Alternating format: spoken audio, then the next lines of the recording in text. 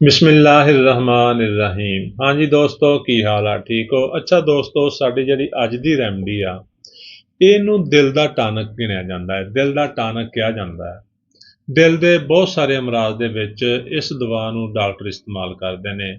Ireland ਦੇ ਮਾਰੂਫ doctor green ਨੇ ਇਹਨੂੰ ਦਰਿਆਫਤ ਕੀਤਾ ਔਰ ਦੱਸਿਆ ਇਹ ਜਾਂਦਾ ਹੈ ਕਿ ਡਾਕਟਰ ਗਰੀਨ ਦੇ ਕਲੀਨਿਕ ਦੇ ਬਾਹਰ ਦੂਰ ਦੂਰ ਤੋਂ ਆਏ ਹੋਏ ਦਿਲ ਦੇ ਮਰੀਜ਼ਾਂ ਦਾ ਜਮਘਟਾ ਯਾਨੀ ਰਸ਼ ਲੱਗਿਆ ਰਹਿੰਦਾ ਸੀ ਔਰ ਉਸ ਬੰਦੇ ਨੇ ਦਿਲ ਦੇ ਮਰਜ਼ ਇੰਨੀ ਸ਼ੋਹਰਤ ਹਾਸਲ ਕੀਤੀ ਕਿ ਉਹਦੀ ਸ਼ੋਹਰਤ ਦੂਰ ਦੂਰ ਤੱਕ ਫੈਲ ਗਈ। ਪੂਰੇ ਮੁਲਕ ਦੇ ਵਿੱਚ ਉਹਦੀ ਸ਼ੋਹਰਤ ਹੋ ਗਈ ਤੇ ਬਾਅਦ ਦੇ ਵਿੱਚ ਪਤਾ ਲੱਗਿਆ ਕਿ ਉਹ ਕ੍ਰੀਟੀਗਸਕਿਊ ਆਪ ਤਿਆਰ ਕਰਦਾ ਸੀ ਔਰ ਉਹ ਮਰੀਜ਼ਾਂ ਨੂੰ ਇਸਤੇਮਾਲ ਕਰਾਉਂਦਾ ਸੀ।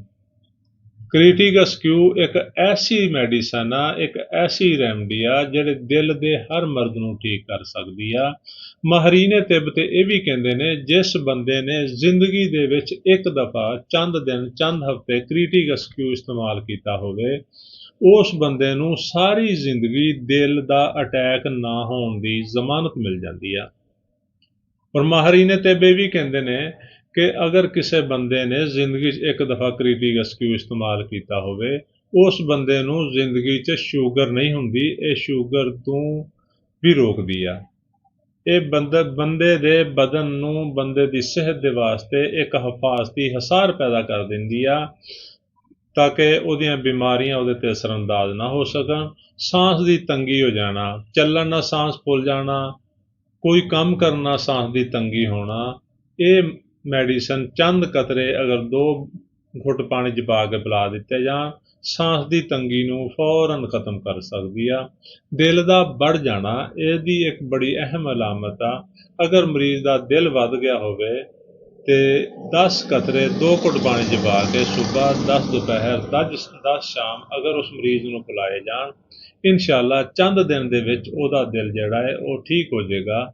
ਦਿਲ ਦਾ ਯਕਦਮ ਰੁਕ ਜਾਣਾ, ਅਗਰ ਕਿਸੇ ਮਰੀਜ਼ ਦਾ ਯਕਦਮ ਦਿਲ ਕੰਮ ਕਰਨੋਂ ਹਟ ਗਿਆ ਹੈ, 10 ਕਤਰੇ 2 ਘੁੱਟ ਪਾਣੀ 'ਚ ਪਾ ਕੇ ਉਹਨੂੰ ਪਿਲਾ ਦਿਓ, ਇਨਸ਼ਾਅੱਲਾ ਚੰਦ ਸੈਕਿੰਡ ਦੇ ਵਿੱਚ ਉਹਦਾ ਦਿਲ ਦੁਬਾਰਾ ਬਿਹਤਰੀਨ ਤਰੀਕੇ ਨਾਲ ਕੰਮ ਕਰਨ ਲੱਗ ਪਏਗਾ। ਨਬਜ਼ ਦਾ ਕਮਜ਼ੋਰ ਹੋ ਜਾਣਾ ਜਾਂ ਨਬਜ਼ ਦਾ ਤੇਜ਼ ਹੋ ਜਾਣਾ, ਇਹ ਦੋਵੇਂ ਹੀ ਹਾਲਤਾਂ ਦੇ ਵਿੱਚ ਠੀਕ ਕਰਦੀ ਆ।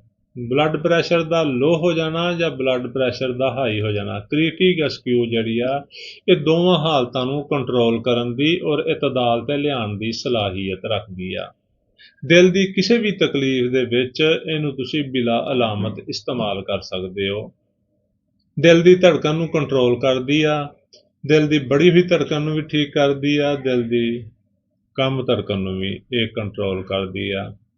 ਇੱਥੇ ਤੱਕ ਕਿ ਦਿਲ ਦੇ ਜਿੰਨੇ ਵੀ ਪ੍ਰੋਬਲਮਾਂ ਚੱਲਦਿਆਂ ਹੋਇਆ ਸਾਹ ਚੜ੍ਹਨਾ, ਦਿਲ ਦੇ ਵਿੱਚ ਦਰਦ ਹੋਣਾ, ਘਬਰਾਹਟ ਹੋਣਾ, ਇਹ ਦਵਾਈ ਫੌਰਨ ਉਹਨੂੰ ਠੀਕ ਕਰਨ ਦੀ ਸਲਾਹੀਅਤ ਰੱਖਦੀ ਆ। ਤੇ ਦੋਸਤੋ, ਕ੍ਰੀਟੀਗਸਕਿਊ ਇੱਕ ਦਿਲ ਦਾ ਬਿਹਤਰੀਨ ਟਾਨਕ ਆ ਜਿਹਨੂੰ ਤੁਸੀਂ ਕਿਸੇ ਵੀ ਵੇਲੇ ਇਸਤੇਮਾਲ ਕਰ ਸਕਦੇ ਹੋ। ਸਾਡੀ ਵੀਡੀਓ ਨੂੰ ਲਾਈਕ ਤੇ ਸ਼ੇਅਰ ਕਰੋ ਤਾਂ ਕਿ ਮਜ਼ੀਦ ਲੋਕਾਂ ਤੱਕ ਪਹੁੰਚੇ ਔਰ ਉਹਨਾਂ ਦਾ ਭਲਾ ਹੋ ਸਕੇ। ਤੇ ਸਾਡੇ ਅਕਾਊਂਟ ਨੂੰ ਫਾਲੋ ਕਰ ਲਓ। ਔਰ ਦੋਸਤੋ, ਮਸ਼ਵਰੇ ਵਾਸਤੇ ਤੁਸੀਂ ਸਾਨੂੰ ਮੈਸੇਜ ਕਰ ਸਕਦੇ ਹੋ, ਕਾਲ ਕਰ ਸਕਦੇ ਹੋ। ਅਗਰ ਤੁਹਾਨੂੰ ਕੋਈ ਵੀ ਮਸ਼ਵਰਾ ਦਰਕਾਰ ਆ ਤਾਂ ਤੁਸੀਂ ਸਾਡੇ ਨਾਲ ਮਸ਼ਵਰਾ ਕਰ ਸਕਦੇ ਹੋ।